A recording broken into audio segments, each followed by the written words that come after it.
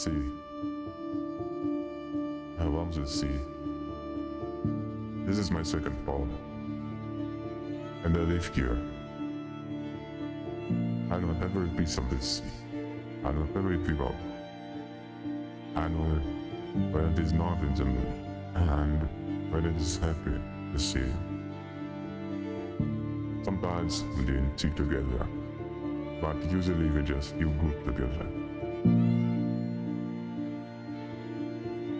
Today it is a little sad because it's rainy, but we will see again tomorrow.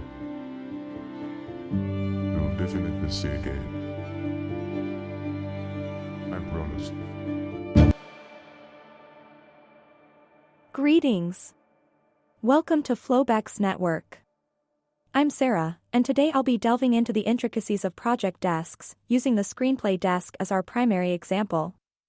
While each desk possesses its own unique characteristics, today we'll be exploring the fundamental features common to all desks, providing insight into their principles and primary functions.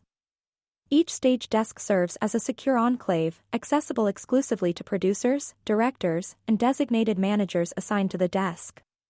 Managers are granted access solely to their respective desks, ensuring confidentiality and focused workflow. Let's examine the structural layout of each desk. At the top of the page, you'll find the project title and the current stage title, providing contextual orientation. Below this, you'll encounter specific details about the desk and its associated functions. Should you wish, you can collapse this information using the toggle button located in the top right corner. Following the information container, you'll typically encounter various specialized blocks tailored to the specific stage. In our example, this includes a button to create a screenplay for the project, which subsequently transitions into an edit button. This feature facilitates easy access to the project's screenplay. Positioned beneath the central blocks is the task form, where assigned specialists can engage in stage-specific discussions and inquiries. Later, I'll demonstrate how this feature operates in practice. Finally, situated at the bottom right corner is the Bound to this desk section. Here, you'll find a list of individuals authorized to access this particular desk and the corresponding information associated with it.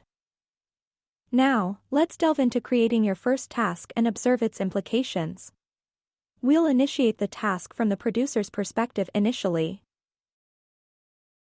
Then, we'll navigate to the manager's page to provide comments on this task. Subsequently, we'll witness the producer's response to these comments. Next, we'll generate a second task from the manager's viewpoint.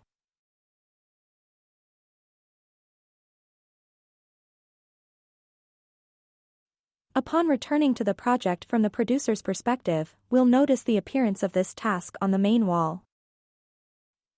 Tasks initiated by entities other than the producer will be displayed prominently on the main wall, streamlining their workflow and highlighting key aspects of each desk.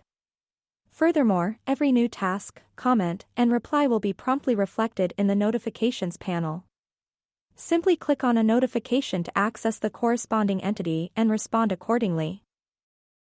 If a task has been reviewed and is deemed inconsequential, you have the option to either mark it as checked or archive it. Marking it as checked will retain the task on your wall and desk, whereas archiving it will remove it from both locations, storing it in the dedicated Archive Tasks section.